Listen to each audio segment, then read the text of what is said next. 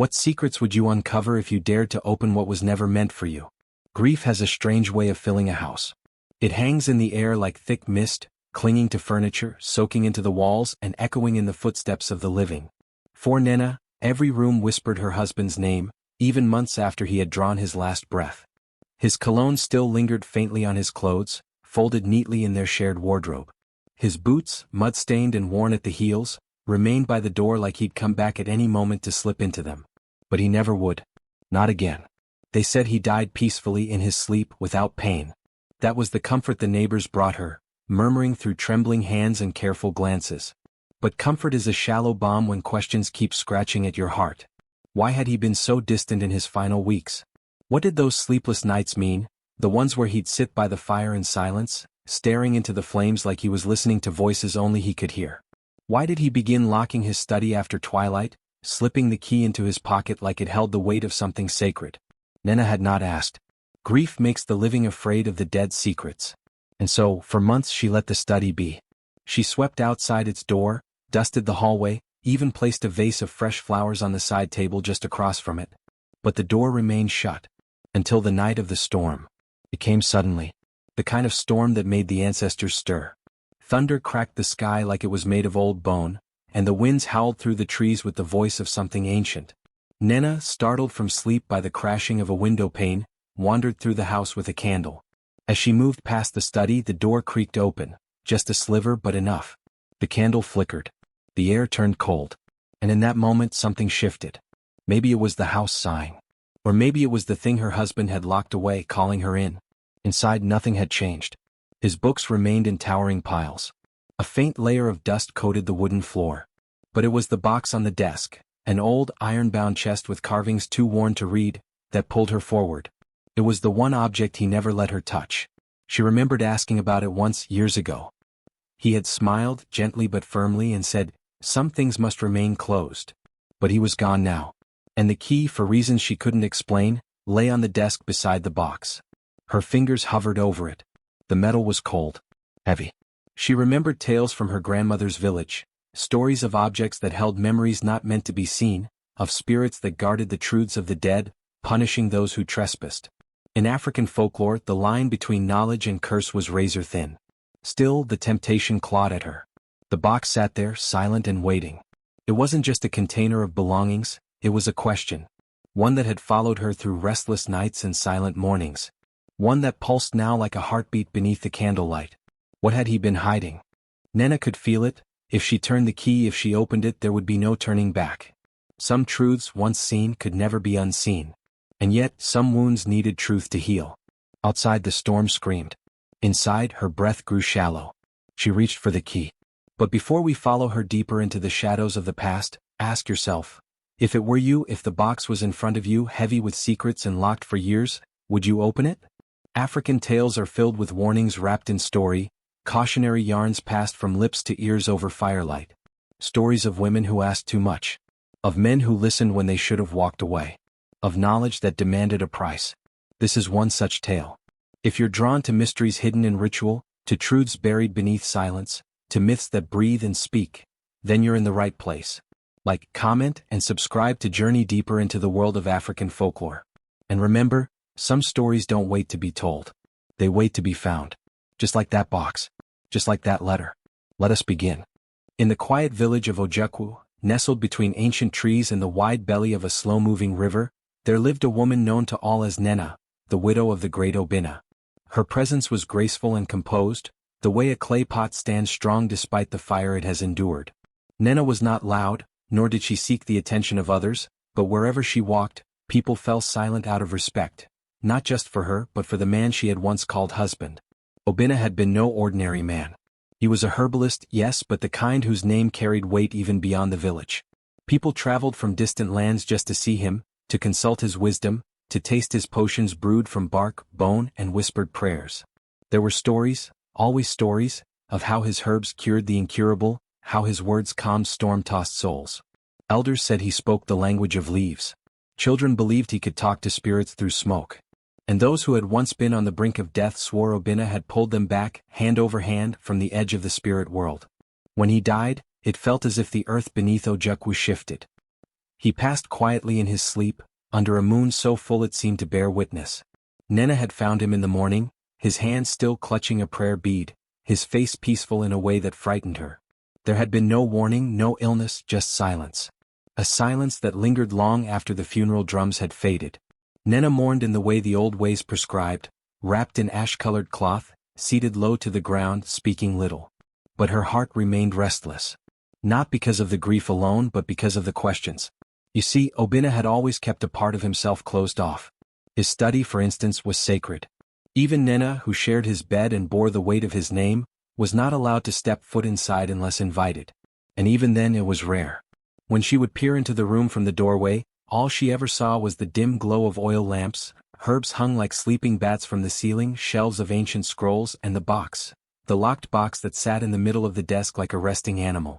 Obinna had once told her, "That box carries the part of me that even the gods fear." He said it with a smile, but his eyes did not match the curve of his lips. She remembered it well. And though the box remained untouched, its presence loomed like a watchful spirit. In the months following his death, Nnenna kept the house as it had been. She couldn't bear to change anything. His slippers still waited by the door. His staff leaned against the window. But the room that called to her the most was the study. The villagers watched her with care, offering help, bringing yams, palm wine, and comfort. But their eyes always wandered toward the old compound. The whispers started soon after the mourning period ended. "They say he was more than just a herbalist," said one woman to another near the market. "A man cannot know the language of spirits and still walk like an ordinary human," added an elder with half-blind eyes. Some even claimed that Obinna had dealings with the forest spirits, the muo, that he had made promises in exchange for knowledge, promises that were not yet paid in full. Of course, no one ever said this to Nnenna's face. They respected her too much. Or perhaps they feared what she might know. But even she began to wonder. In his final weeks, Obinna had grown quieter. He would sometimes wake in the middle of the night and pace, muttering things under his breath in languages she did not understand. She remembered once waking to find him kneeling by the locked box, whispering into it as though it could hear. When she asked what troubled him, he simply kissed her forehead and said, "Some things follow us even in peace." That was the last time he spoke of the box. Now the house was hers. But it no longer felt like home, it felt like a riddle. Every corner carried a memory. Every breeze carried his voice. And in the stillness of the night, when all the world slept, Nnenna would often stand outside the study, her hand on the door, her heart pounding. What did he leave behind in that box? And why, of all things, had he made sure it remained locked even in death? The villagers kept their distance when she went to the river or market. They whispered louder now, emboldened by his absence. "She sleeps beside a ghost. She lives in a house with secrets." But Nnenna remained calm. She knew fear when she saw it, and what she saw in their eyes was not fear of her, but of what Obinna might have been. And if they were afraid of his memory, then what truly lay behind that locked door? One night, when the winds carried a strange chill and the dogs howled without reason, Nnenna entered the study. Her feet moved on their own. The air inside was thick, heavy with herbs and thyme. And there, on the desk, the box waited. As always. But this time, she noticed something she hadn't before. A letter. Folded neatly beneath a brass paperweight. Its edges browned with age but the writing unmistakable, Obinna's hand. And the key. Placed beside it like an offering. Nnenna stared at them both. The letter. The key. The box. The choice. And for the first time since his death, Nnenna realized that the story of her husband, of the man she thought she knew, was far from over. No. It was only just beginning. The sun had dipped low behind the forest, casting long shadows across the courtyard. The air was unusually still, as if the village of Ojukwu itself held its breath. Inside her late husband's study, Nnenna stood frozen, a cloth in one hand, her other trembling at her side. Dust floated like tiny spirits in the golden light that streamed through the window. The study had remained untouched for months, exactly as Obinna had left it. But today, something had shifted within her. Perhaps it was the weight of silence, or the endless whispers of villagers that had finally pushed her. Or maybe it was just time. She told herself she would only tidy up, rearrange the books, wipe the shelves. Nothing more. But grief has a way of unlocking more than just memory. It invites questions you've tried so hard to bury. As her fingers traced the spines of ancient volumes and scrolls, she felt both close to him and impossibly far away. The scent of dried herbs still lingered in the air. A jar of preserved leaves had shattered long ago, its contents scattered like brittle confessions across the floor. It was behind a stack of heavy books, underneath a faded cloth, that she saw it again, the box. That same box Nnenna had always guarded. Carved from dark Irako wood, it bore strange etchings that had never made sense to her. Symbols that danced just beyond understanding. She remembered the one time she had asked him about them. He had only said, "They are not for you, Nnenna. And some doors, once opened, do not close again." She stared at it now. It hadn't moved, hadn't changed. But something about it felt different. The way it sat, as if waiting. Watching. Her breath quickened. She began to reach for it, then pulled back. "Just clean," she whispered aloud, as if reminding herself of her purpose. She stacked the books neatly, her hands moving automatically. As she lifted one particularly thick, dusty volume, a small thud made her pause. A sound that didn't belong. She turned the book over. Nothing. Then, instinctively, she opened it. Her heart skipped. It had been hollowed out. And inside, nestled in the carved center of the pages like a secret buried in plain sight, was a key. Not just any key. A small brass one with symbols that mirrored those etched into the box. She sat down slowly, the room spinning slightly around her. Her fingers clutched the key tightly, her thumb brushing over the ridged surface. She looked at the box again. Her husband had hidden the key, not just in the study but in a place designed to be overlooked. Had he wanted her to find it eventually? Or had it been meant for someone else entirely? Her heart thundered in her chest. Grief clouded reason. Curiosity battled with dread. She knelt before the box. The key fit perfectly. A soft click echoed in the silence, too loud in the still room. She hesitated. One last chance to walk away. But she couldn't. The man she loved had lived with secrets. This, she felt in her bones, was the heart of them. She lifted the lid. Inside she found an arrangement so precise, so deliberate, it made her breath catch. Bundles of dried herbs bound in twine. Pouches made of animal skin. Symbols drawn on folded parchment, some faded, others still vivid with red and black ink. There was a faint scent, familiar but sharp, almost metallic. But what drew her eyes was the stack of letters. Bound tightly with a leather cord, there were dozens of them. Some looked like correspondences, written in various hands, some in languages she could barely recognize. Names signed in symbols rather than words. Others bore titles like, "The Veil Between," "Contract of Spirit Root," and "Bloodline Agreements." Her hands trembled as she leafed through them, each letter heavier than the last with implications she could not yet name. At the very bottom of the box was a single letter, thicker than the rest, wrapped in black cloth and sealed with red wax. Carved into the wax was a symbol she had seen once, on Nnenna's prayer beads.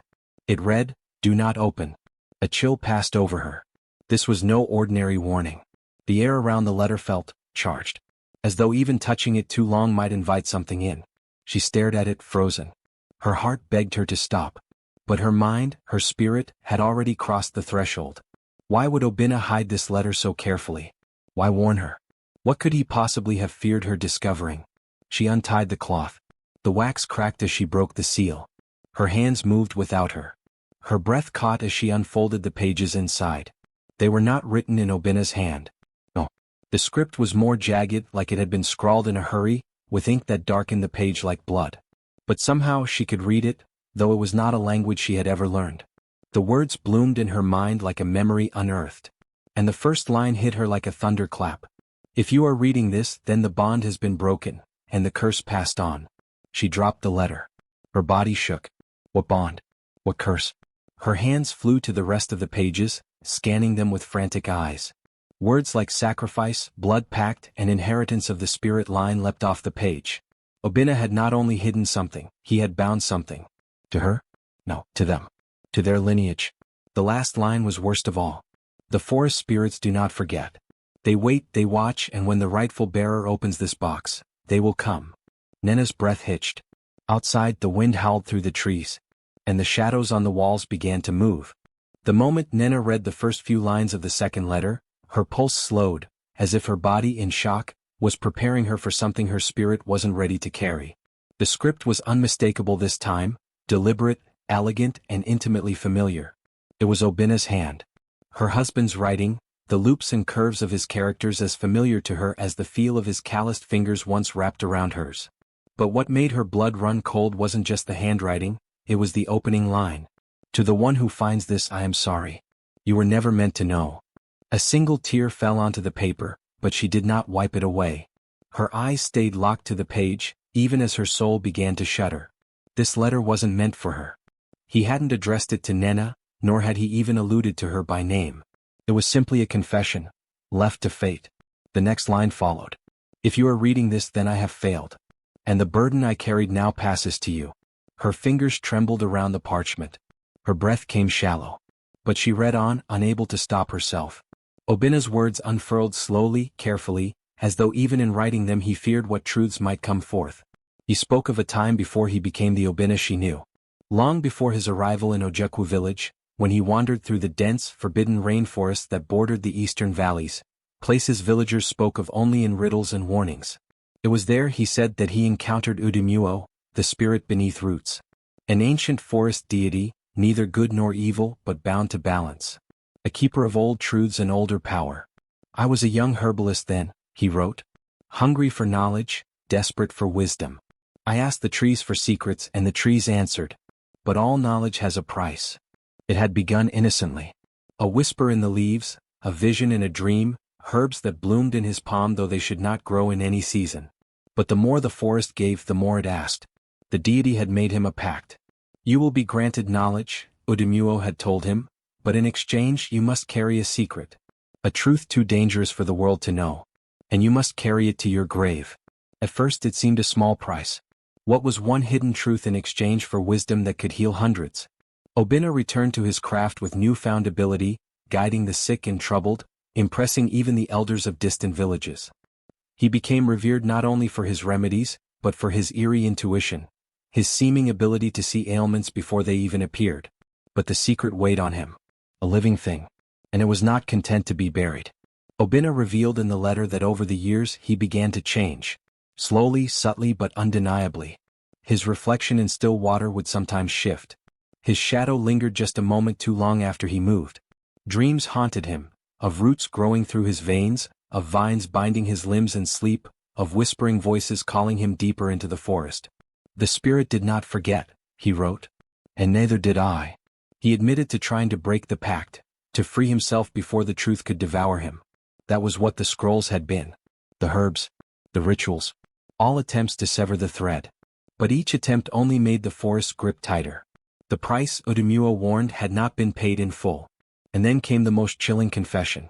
You, whoever reads this, you have now inherited the unspoken truth. The pact is no longer mine alone. If the box was opened, if the seal was broken, then the forest knows. It always knows. And now it watches you. Nnenna clutched the paper tightly, heart pounding so loudly she was sure the spirits themselves could hear it. Obinna wrote that he had tried to delay the inevitable, tried to live a life of love, of peace. But always the weight returned. The truth was simple but unbearable. He was no longer fully human. The power given to him by Udemuo had slowly intertwined with his essence, reshaping him. His body aged slower. His senses sharpened beyond natural means. But his soul had begun to splinter. And the letter's final message twisted like a dagger in Nnenna's gut. You must finish what I could not. The forest must be answered. The pact must be fulfilled or replaced. And the truth cannot remain buried again. She dropped the letter. Staggering back from the desk, she stared at the box as if it were a viper. It was no longer just grief she felt, it was betrayal, horror, and a creeping fear that she had walked into something ancient and unforgiving. Outside, the wind rose again, moaning through the trees. And for the first time in her life, Nnenna heard the forest whisper her name. It began slowly, almost imperceptibly, like the first tendrils of smoke before a fire. Nnenna first noticed the air in her home felt thicker, as though something unseen weighed down the space around her. The familiar smell of dried herbs and oils that once brought comfort now held a damp, earthy edge, like soil after a storm. But it wasn't just the smell. It was the way the leaves of the potted plants rustled gently, even when no wind moved through the house. The way they seemed to lean in her direction when she passed, as if listening. Or watching. At first she thought it was grief. The kind of heaviness that lingers after death, rearranging the world in subtle, painful ways. But soon the signs became undeniable. One night, she lit a candle in Obinna's study, the very place she had found the box, and the flame flickered violently as though caught in a storm, though the windows were tightly shut. The shadows on the wall grew long and stretched unnaturally. They writhed, shifted, and coiled together before melting back into stillness. When she blinked, everything looked normal again. But her heartbeat told a different story. Then came the dreams. In sleep, Nnenna wandered a version of her village where the trees whispered in human voices and the ground pulsed beneath her bare feet. In these dreams, she stood at the edge of the forest, unable to enter.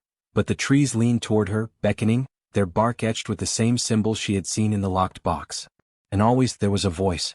It came from the darkness between trunks, low and ancient, calling her name with unyielding patience. Nnenna, Nnenna, you have seen, you must come. She woke one night drenched in sweat, a faint echo of the voice still ringing in her ears.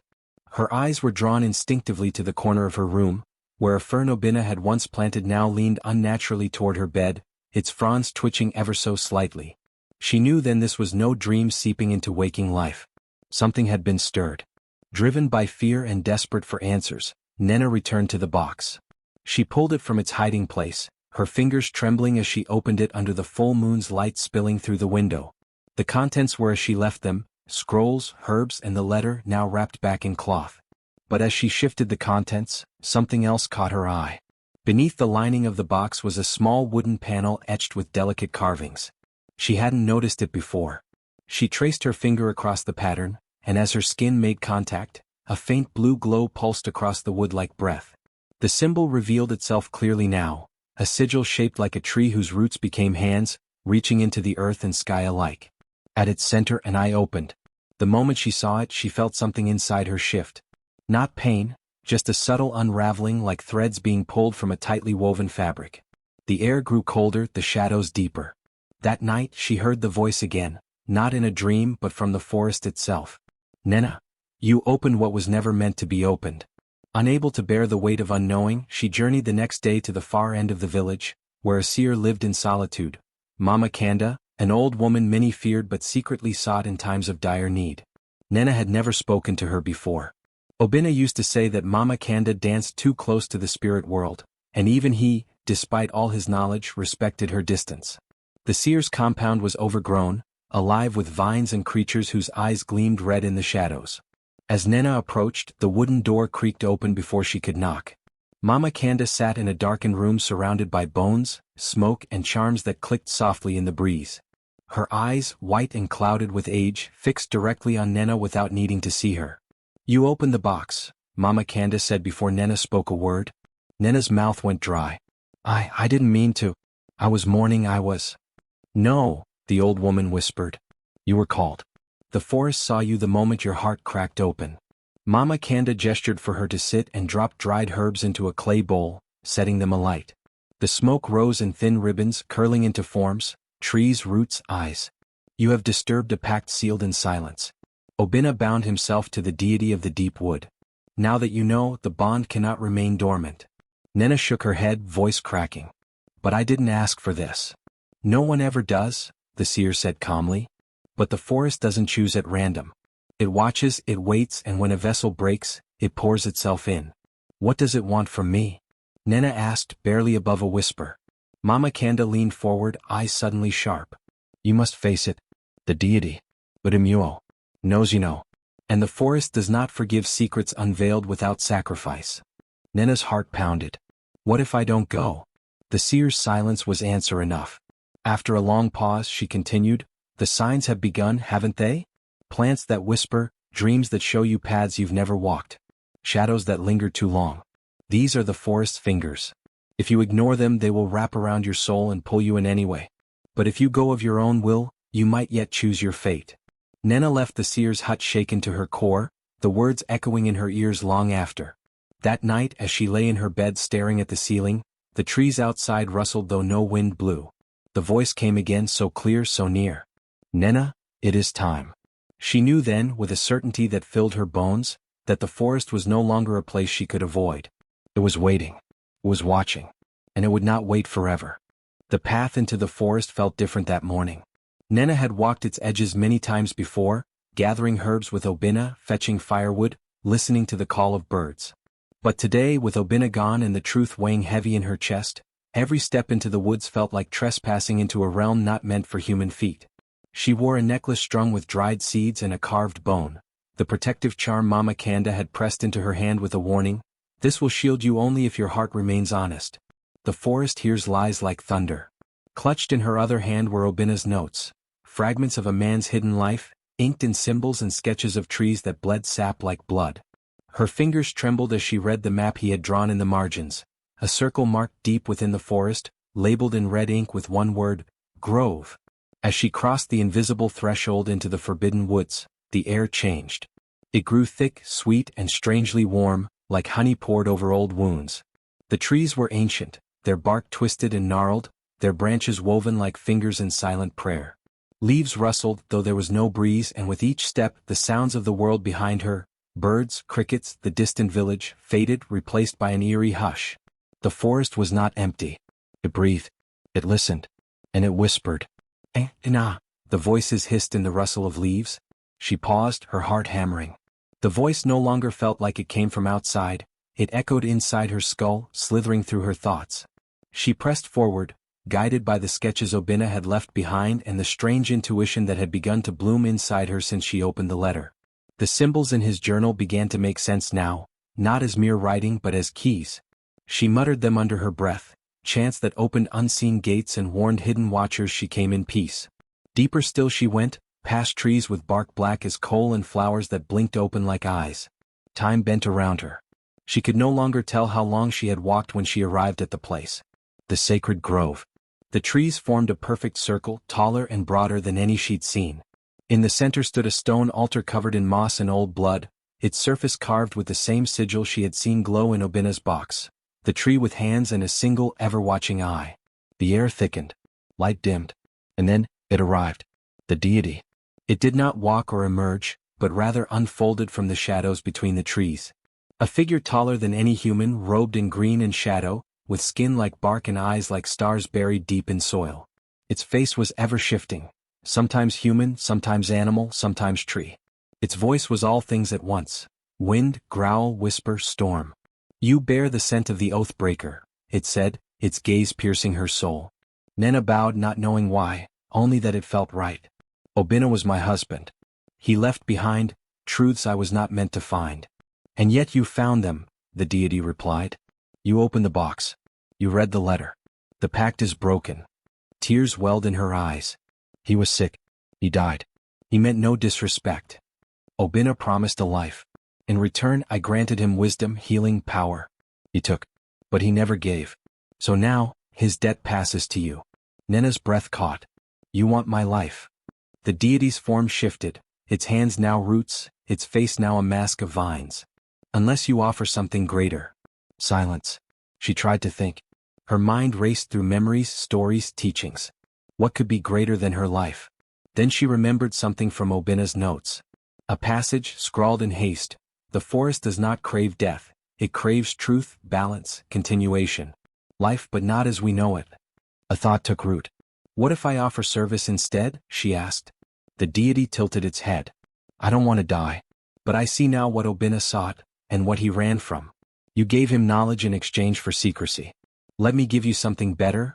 Let me carry that knowledge to the world." The deity studied her, eyes glimmering. "I will serve," she said. "Not in silence but in story. I will guard the truth, spread it, protect the balance. I will not hide like he did. I will become your voice." A long pause. Then from the trees hundreds of eyes opened, tiny spirits peering from bark and shadow. The grove came alive, wind spiraling through in a vortex of color and leaves. The deity stepped closer, one hand, now shaped like a tendril of living wood, pressed gently to Nnenna's chest. "You offer truth," it said. "A heavy gift." "I offer it freely," she whispered. The deity leaned in, its voice now softer. "Then take this mark and carry the forest within you." A searing heat spread through her chest. She cried out as the sigil burned into her skin. No longer ink but life itself, roots threading into her being. When she opened her eyes again, the grove was quiet. The deity was gone. But its voice lingered, buried in her thoughts. "Speak. Remember. Protect."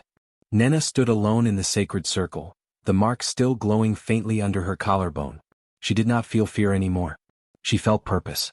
She turned and walked back through the forest, not as a trespasser but as one of its chosen. The whispers no longer warned her away. They welcomed her, echoed her name not in warning but in reverence. The forest had taken Nnenna. But in return, it had given her something greater than life. A new beginning. A sacred charge. And a truth too powerful to be buried in a box ever again. The wind in the grove howled louder, tearing through the trees, bending branches, whipping leaves in every direction. Nnenna's heart raced, the weight of her decision pressing down on her chest like the very stones that lay at the altar before her.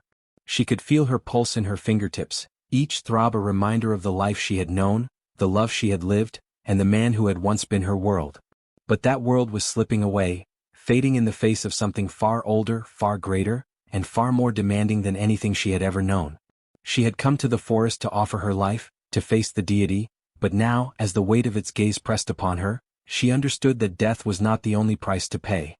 She had already lost her husband. To lose her own life too would be a second death, one she wasn't sure she could endure. So she thought of a bargain. "What if I offer you something else?" she asked, voice trembling but steady. The deity's eyes glimmered, a flash of understanding in its ancient face. "What do you offer, child of man?" Its voice came like the rumble of thunder, deep and resonant. "I offer you my memories," Nnenna said, her voice growing more confident. "Take them. Take my love, my pain, my joy. Take my connection to him, my life with him, and let him vanish from me if that will satisfy you." The words hung in the air, heavy with the weight of what they meant.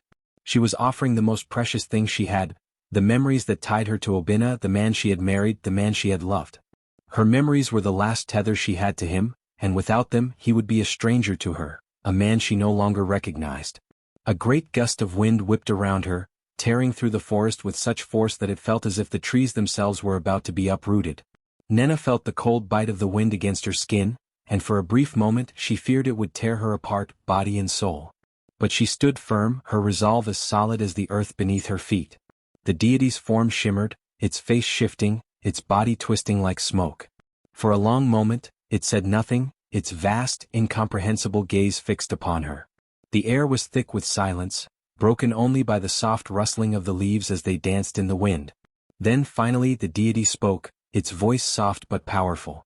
"You would give up the essence of your love, your grief, your very soul, for him?" "I would," she said, her voice steady, though her heart trembled with each passing second. "I have nothing left. But I will live. I will carry on."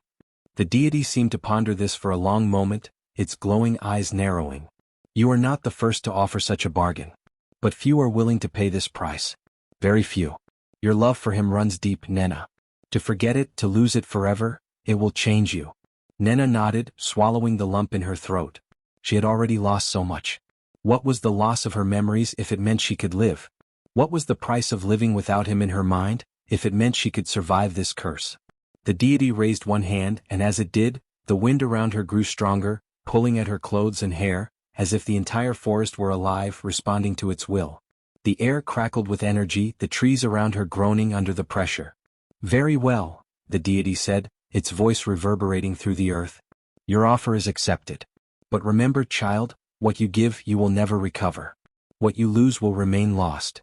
A blinding light exploded around her, a whirlwind of magic and power that seemed to crack open the very sky. Nnenna closed her eyes, shielding herself from the light. In that instant she felt as if her very essence were being torn from her, her memories slipping away, like grains of sand through her fingers. The face of Nnenna, his smile, his laugh, the feel of his hands in hers, everything she had once cherished about him began to fade, slipping into the void as the deity claimed its price. She gasped, clutching her chest, but the memories were already dissipating, vanishing like smoke. The love she had held for him, the joy, the shared grief, the years of companionship, began to erode, replaced by a hollow emptiness that she could not fill. It was as if a part of her soul had been taken, and in its place, there was only a cold, gnawing void. And then, as quickly as it had begun, the light faded. The wind died down, leaving her standing alone in the grove, her body trembling, the air still and silent once more. Nnenna opened her eyes, blinking as she adjusted to the dim light. The forest, once alive with energy, now seemed eerily quiet. She looked around, but the grove was no longer as familiar as it had been before. The trees seemed distant, their forms strange, as if she had been transported to a different place entirely. She reached up to touch her face, her fingers trembling. Her memories of Nnenna were slipping away faster now, like water pouring through her hands. She could recall his name, the sound of his voice, but everything about him. His laughter, his touch, the way he had made her feel, was fading into a blur. It was as if she were looking at him through a fog, his face a silhouette she could no longer make out clearly. Her heart ached, but there was no longer any sharp pain of grief. It was as if the hurt had been muted, dulled by the bargain she had made. She stepped back, her legs weak, and turned to leave the grove. The path back to the village seemed longer somehow, and the world felt different. She no longer felt the pull of memories guiding her steps. There was only an emptiness that she couldn't quite fill. When she emerged from the forest and stepped back onto the familiar path leading to her village, Nnenna paused. The village felt strange now, as if she no longer truly belonged to it. She was alive, yes. She was breathing. But she was changed. The wind in the trees whispered something she could not quite understand, and the world seemed to press down on her from all sides, heavy with unspoken words. The memories of Obinna were gone. The love, the pain, the joy, they had vanished, and she was left with only a faint, hollow ache. She was alive. Changed. Emptied. But alive. And that was all she could hold on to now.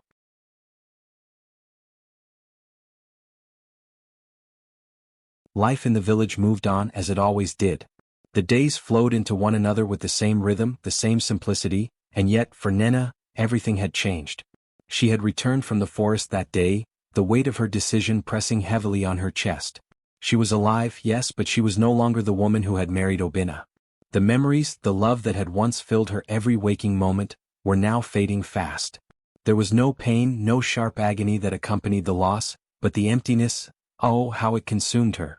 When people spoke of Obinna, she felt nothing. Not sorrow, not anger, not even the fleeting joy of remembering his smile or the sound of his voice. She would smile politely, nodding at the stories shared by the villagers, those who had known him as the wise herbalist, the man who had once walked among them, revered and respected. But inside there was nothing. There was only silence.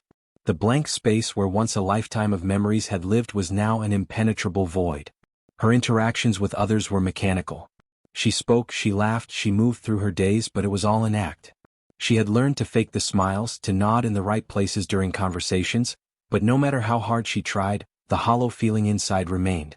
She was present in the world, but she no longer belonged to it. The world of memories, the world where Obinna had been hers, was gone, erased by a deal she could never undo. Nnenna kept the locked box, now truly locked again, hidden away in the far corner of her home. She couldn't bring herself to throw it away. It felt like the last tether to the life she had once known, the last fragment of something real, something that had been hers. But it was locked, sealed away forever. She had made her choice, and opening it again she knew would only bring more pain, more emptiness. The box, once a symbol of forbidden knowledge, now stood as a constant reminder of what she had sacrificed, and what she had lost. Her nights were quiet. The village had returned to its rhythms, the people going about their lives, and Nnenna slipped into the background, a shadow of her former self. But in the silence of the night, when the world around her settled into stillness, her dreams would return. They were strange, haunting dreams, filled with images of Obinna, though his face was never clear. She would see flashes of him, his silhouette, his voice calling her name, the warmth of his touch, but each dream would fade before she could grasp any details.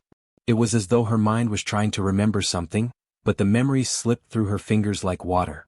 The dreams were distant, echoing through the corridors of her mind, but they no longer brought her comfort. They were just fragments, pieces of a life she could no longer fully comprehend. The more she tried to hold on to them, the more elusive they became. It was as though the very essence of Obinna had been swallowed by the darkness of the forest, leaving nothing behind but these fleeting, fractured images. She became a quiet legend in the village, a figure whispered about in hushed tones. People spoke of her in reverent awe, though they never truly understood what had happened to her. She was the woman who had once been full of life, full of love, and now she was nothing more than a shell, a woman who had given up her memories, her very soul, to escape the clutches of death. It was a story that was shared among the elders, passed down from generation to generation. The woman who had forgotten love to escape the darkness. The woman who had chosen life over memory. Nnenna never sought out this attention. She never tried to explain herself, never tried to justify her actions. She had made her choice, and now she lived with it. In the quiet corners of the village, in the cool shadows of the evening, she would sometimes hear whispers, voices that spoke of her fate with a mixture of wonder and sorrow. Some said she had been cursed, others believed she had been blessed to have escaped the forest's grip. But Nnenna knew the truth.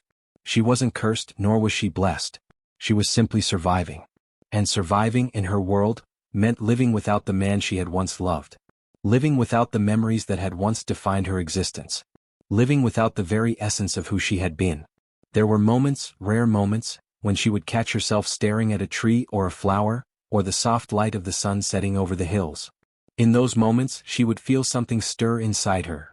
A faint glimmer of recognition, as though something deep within her was trying to surface, trying to make itself known. But each time the feeling would fade before she could grasp it. It was as if a veil had been placed over her, a veil that prevented her from seeing clearly, from feeling truly alive. Nnenna had become a woman without a past. The life she had once known, the love she had once shared with Obinna, was slipping further away with each passing day. The emptiness within her was growing, but it wasn't a pain that could be healed. It was a hollow that she could not fill, a chasm that had no end. In the quiet of her home, the locked box sat in the corner, its contents forever hidden. She never spoke of it, never allowed herself to dwell on it. The past had been locked away, and she had made peace with the fact that it would never be opened again. There were no answers to be found there, only more questions. Questions she was no longer capable of answering. And so she lived. Day by day she went through the motions of existence. She greeted the villagers, she helped where she could, and she lived in the shadow of a past that had been erased. But deep down in the quiet places of her heart she knew the truth. She was a woman without a memory, without a love, and without a future that she could truly grasp. The bargain she had made with the forest deity had saved her life, but in return, it had stolen her soul. And now, all that remained was the hollow echo of a life that had once been full. The moon hung low in the sky that night, its pale light casting long eerie shadows over the village of Ojukwu. The air was thick with the scent of damp earth and the whisper of distant winds, carrying secrets from the forest. It had been many years since Nnenna had made her fateful bargain with the forest deity, and the village had since returned to its peaceful rhythms. The villagers spoke of her in hushed tones, and though she had lost much, her role as the quiet guardian of their unspoken truths had settled deep within her. She had become the keeper of the village's silence, its protector from the dark pacts made long before her. But that night, a disturbance rippled through the calm, a disturbance that was all too familiar. It began with the disappearance of a young girl, Emeka's daughter, Ifeoma. She was no more than 10 years old, a bright-eyed child with an adventurous spirit, always seen running through the village with her friends. But now she was gone. The villagers searched everywhere, the paths, the fields, the riverside, but there was no sign of her. Her parents were frantic and whispers filled the air. Had she wandered too far? Had something taken her? The village elders gathered at the central fire, their voices low and urgent. They spoke of omens, of the forest's ancient spirit, of bargains made long ago. But no one dared say what they all feared, that the forest was calling again, that it had claimed another soul. Nnenna sat quietly by the fire, her hands folded in her lap, her gaze distant. The familiar sense of dread gnawed at her insides. She had known this day would come. She had known that the bargain she had struck years ago would not remain contained forever. The forest deity had not been vanquished by her actions. It had simply retreated, waiting, watching for the next time its power could be used. And now, a child was lost, lured by something she could not understand. The night stretched on, and Nnenna could not sit still any longer. The whispers in her heart, the memories she had so desperately tried to forget, called her toward the forest. Without thinking, she rose, her feet carrying her away from the warmth of the fire and into the cold, still night. The village was quiet behind her as she walked, her steps sure and steady despite the unease growing within her. The forest stood before her like a dark wall, its trees bending slightly as though they had been waiting for her. The ancient sigil, the one she had seen long ago in the box, flashed briefly in her mind, its meaning now crystal clear. She had broken her past, but the forest had not forgotten her. She followed the narrow path, the one she had walked so many times before, the one that led to the sacred grove where she had bargained for her life. The trees seemed to bend toward her, their branches swaying as though whispering in a language only the forest could understand. And then, through the underbrush, she saw her, the little girl Ifeoma. The child was standing in the clearing at the edge of the grove, her eyes wide, lost, as though she had walked into a dream. Her expression was blank, and she stood perfectly still, as though in a trance. Nnenna's heart twisted. She knew what was happening. The forest was calling her as it had called her before. The deity's voice must have whispered in Ifeoma's dreams, luring her to this place, promising something greater than the world she knew. the same way it had whispered to her years ago, offering her a way out of death. But this time, Nnenna was not the one who had been caught. The air grew heavy as Nnenna approached, each step slower than the last. She could feel the power of the forest, ancient, hungry and wise, watching her. The deity stirred somewhere deep within the trees, but it did not speak. It did not make itself known as it had when Nnenna had bargained for her life. This time it waited, silent and patient. "Nnenna," a small voice whispered. She stopped. The words came not from Ifeoma's lips, but from somewhere deep within the girl's heart. The voice sounded so faint, so distant, that it was barely more than a breath. But it was there. It was calling her. Nnenna stepped closer, the girl's vacant eyes fixed on her. The moment their gazes met, a flash of recognition crossed Ifeoma's face. A flicker of something buried deep within, a memory of a life before the forest's call had stolen her away. Nnenna knelt down before the child, her heart pounding. She could feel the weight of the forest, the deity's eyes upon her, pressing in from all sides. She knew that this was no ordinary moment, it was a crossroads. Ifeoma's fate was now tied to the forest, and Nnenna could not let her fall as she had. There was no time for hesitation. She took a deep breath and whispered the words she didn't know she remembered. "Stay with me, child," she said softly, her voice carrying the ancient power of the forest itself. "You are more than this. You are not meant to walk this path." The words felt strange on her tongue, but they were true. They were the words of the forest's ancient power, passed down through her own memories, through the bond she had with the deity. The wind shifted, the trees seemed to lean in closer, and for a brief moment, it was as though the entire forest held its breath. The girl blinked, her eyes clearing. A shiver ran through her, and then, like a storm breaking, she gasped for air, stepping back from the grove. Her trance lifted, and the hold the forest had on her seemed to dissipate. She was free. But Nnenna knew that this was only a temporary reprieve. The deity stirred again, its presence felt like a distant thunderclap, rumbling deep within the earth.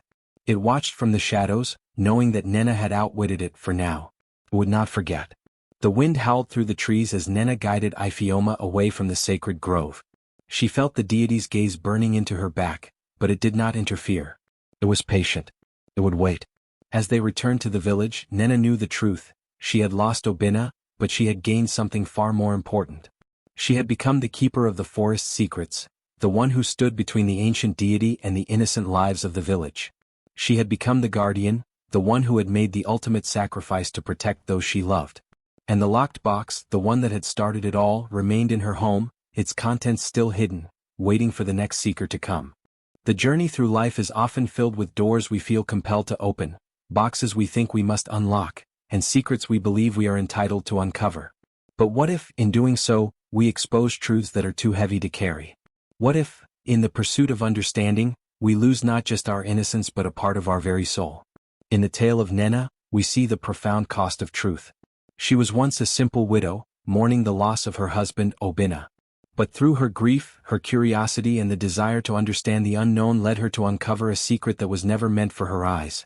A pact that bound her husband to a forest deity, a force far older and more powerful than any mortal could comprehend. The letter she found in the locked box was more than just a note. It was a gateway to a reality where love and power intersected in ways she had never imagined. It revealed the sacrifices made, the debts owed, and the dangers of delving too deep into forbidden knowledge. Nnenna's decision to open that letter wasn't just an act of curiosity, it was a crossing of a boundary, a choice that took her down a path from which there was no easy return. In doing so, she entered a world where death wasn't the worst fate, but the loss of one's memories, one's very identity was. The weight of hidden knowledge, as Nnenna learned, is a burden not many are prepared to bear. The truth she uncovered came with a price. Obinna's legacy, her memories of him, and even her connection to the world she once knew were all slowly stripped away. She was left with an emptiness that felt both physical and emotional, a hollow void that no amount of healing could ever fill. The truth she sought, the one that seemed so important, turned out to be the thing that slowly erased the essence of who she was. She lost the man she loved, not to death, but to something far more insidious, the silent, insurmountable pull of the ancient pact. This story is a reminder that sometimes, some truths are not meant to be discovered. Some boxes are locked for a reason. The temptation to open them, to peek inside and unravel the mysteries that lie within, is a powerful one. But what happens when what you find is far beyond your ability to handle? What if the box contains more than knowledge? It contains the power to undo everything you thought you knew about yourself and the world around you. Love, grief, and curiosity, these are emotions that make us human. They are the forces that drive us to seek answers, to search for meaning, and to attempt to understand the pain and loss we carry. But as Nnenna's story shows, these emotions can also lead us into dangerous territory. Her love for her husband, her grief at his loss, and her insatiable curiosity all led her to the forest where the deity dwelled, where she confronted the ancient forces that had bound her husband. It was through her love and loss that she entered a world beyond comprehension, a world where reality blurred, and survival came at a far greater cost than she could have ever imagined.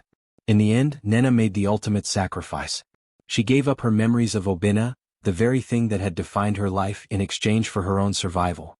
She chose to forget in order to live. And though she survived, she was forever changed, emptied yet alive, and forever connected to the forest that had claimed her husband's soul. The moral of the tale is clear. Sometimes there are things in life that are better left undisturbed. Some truths are buried for a reason, and some boxes are locked not to keep you out, but to protect you from what lies inside. The pursuit of knowledge, while noble, can come with consequences that we are not always prepared to face. So, as you watch Nnenna's journey, ask yourself, would I have opened the letter? Would you have sought the truth even knowing the price it might cost? Would you have dared to uncover the hidden secrets, or would you have left the box locked, untouched, and undisturbed? The choice, like Nnenna's, is yours to make. But remember, the truth, once revealed, cannot be unlearned, and some secrets are meant to stay buried. If you enjoyed this haunting African folktale, don't forget to like, comment, and share it with others who are drawn to the mysteries of the unknown. Subscribe for more chilling stories from the depths of African folklore, tales that will make you question the price of curiosity and the darkness that lies behind every closed door.